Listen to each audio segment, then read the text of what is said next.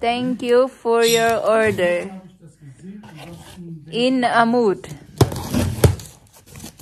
Ta-da! Dun, dun, ta-da!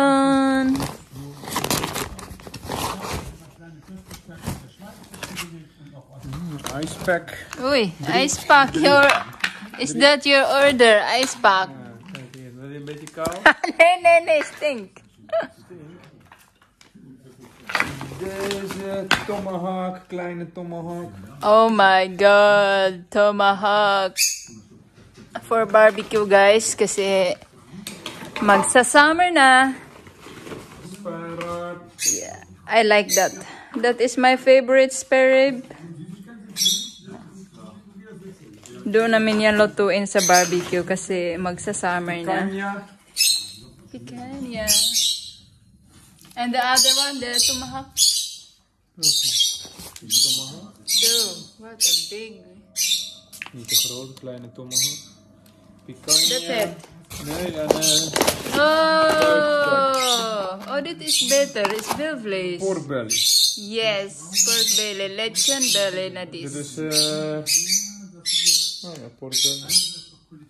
Oké, is nog Lechon belly na this. nog een stukje kool vast in.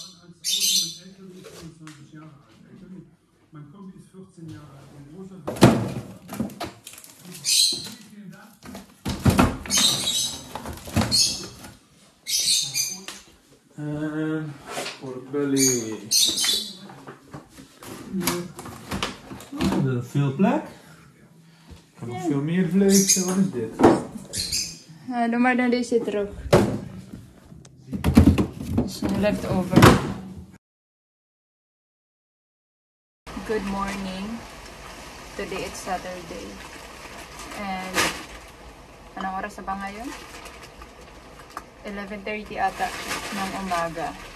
So kakatapos ko lang maligo, kakababa ko lang. So pupunta lang ako saglit sa supermarket dahil may mga kailangan kami. Kunti lang. Naubusan kami ng itlog, ham, and bread. Dadalhin ko na rin itong mga bote dahil iba kasi yung dapuna ng bote dito. Nandoon sa may supermarket malapit. So, dadalhin ko na rin ito. Itong mga takip, hindi ito kasama kasi bote lang talaga. Ito ay plastic. So, iba din yan.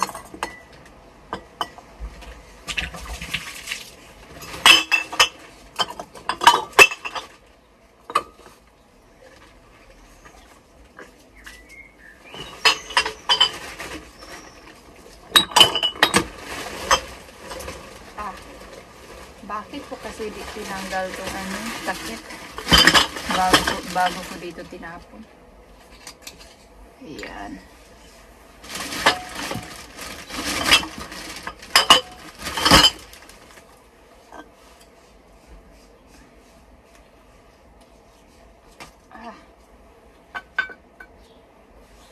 Tama na to. Next time naman yung iba. At least nabawasan pa. Isang ano rin siya, plastic. Wala tayo dito makukuhang pera. Talagang basura to. Lagay ko dito sa aking bike.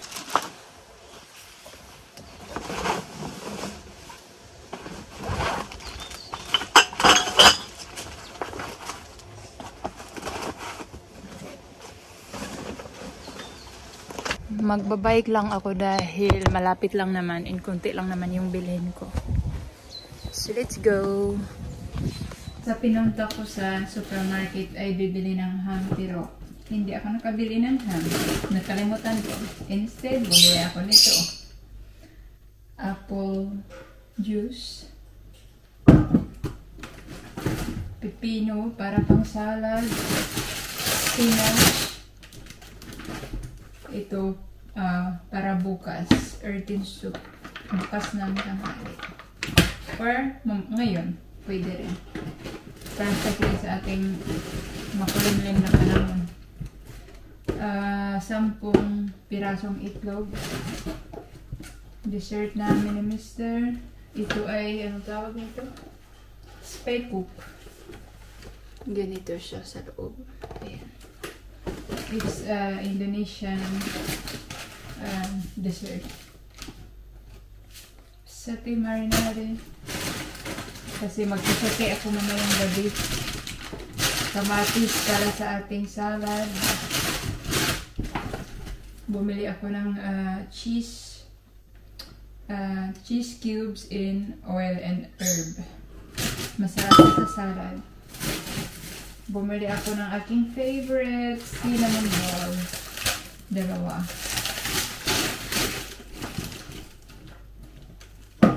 Sa tunain ka. 2 Waiko pinda sauce or peanut sauce para sa ating sate. Bumili ako ng yeast, fresh na yeast. Nagawa ko ng tinapay mamaya. Hindi na ako bumili ng tinapay. Ako na lang yung gagawa para cheaper.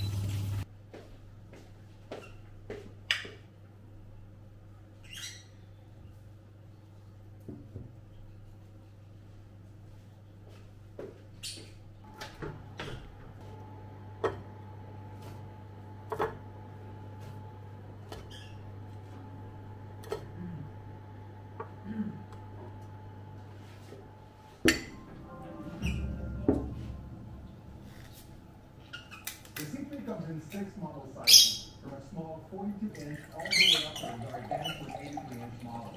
We bought and tested the 65-inch model, but we reduced the slices between the bottom of the TV and the stand, so you can easily fit a set of TV. On a note of this was, they're all standard. Nou, maar papa, ze komen vanmiddag naar hap. Oh yay! Excellent view of the TV from any angle. On the topic of colors, the TV has an amazing color gamut and HDR content. However, when displaying very bright images, it will be Good afternoon. Let's eat breakfast and lunch. But this doesn't lower the quality of the image, since it's only visible under exceptional circumstances, like on a gray uniformity slide. In HDR, the gradient has a bit of dark visible, but Apple sap is all like knit the fruit the overall quality and is extra seen, and and this is a apple. really challenging gradient. And if the banding Ja, dat is too echt de challenging for optie. you can always turn on the smooth Dat is gradient. de Zeeuwse toch? As for low quality content, like in DVD, the C3 is much better at upscaling this content than the C2. The details in low quality content are better recreated, and the image looks sharper and clearer. That's image, but excellent units. That said, the C3 does support GPS audio format for those physical media lovers, which the C2 doesn't. So, if you like your movie like Now This, look at this TV. Likewise, if you start trying to decide between the LG G3 or the LG C3, consider it this way.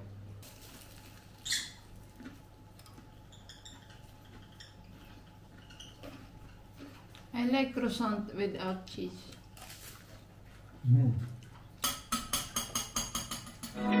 Open eye, feel the waves cut through me, hypnotized by the sounds I'm breathing in. Hold tight, chemicals collide.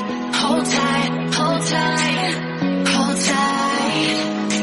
Dripping lights paint the skies, all because of you. Dripping lights paint the skies, only you.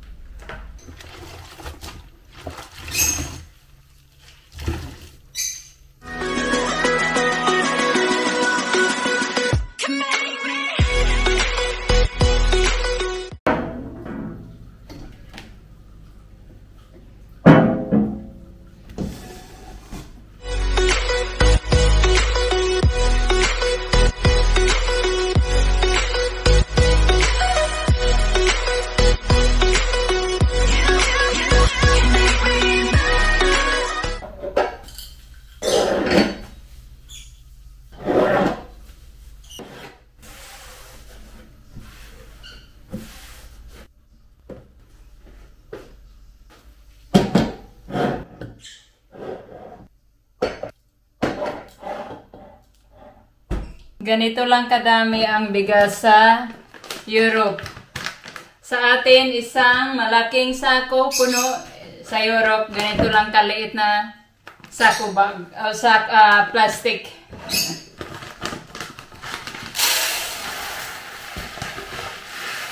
Marami kasi sila ditong pinagpipilian eh. Kasama sa ulam. Like patatas, bread, pasta. Ganon din naman sa atin, lalo na sa mga malaking syudad and mga mayayaman. But sa mga mahirap sa probinsya, mostly rice talaga partner sa ulam. Hold tight, dripping lights, paint the skies. Dito sa kabila, tapos ko nang malinisan dito sa kusina, and mamayang gabi after ko magluto ng dinner, dito naman sa kabila yung lilinisan ko. Ang ganda tingnan kapag malinis yung bahay. Makapag-isip ka na ang mabuti. Pero kapag makalat and madumi, ewan ko, naiinis ako and parang hindi ako makapag-isip ng mabuti. Siguro nasanay lang din ako kasi 14 years old pa lang ako, nagtrabaho na ako as katulong, and syempre kapag katulong ka, laging naglilinis ang bahay. So ilang years din ako nakatira sa yung malinis na bahay, kaya siguro parang nasanay na ako. Tapos na akong maglinis dito sa baba. Bukas naman sa taas. Wala na yung alikabok na kunasan ko na yan. Ayan. Time check is 10 in the evening. And maliwanag pa sa labas. Pero, yeah, we need to sleep na. May work pa bukas. Parang ang ganda ng sunset ngayon.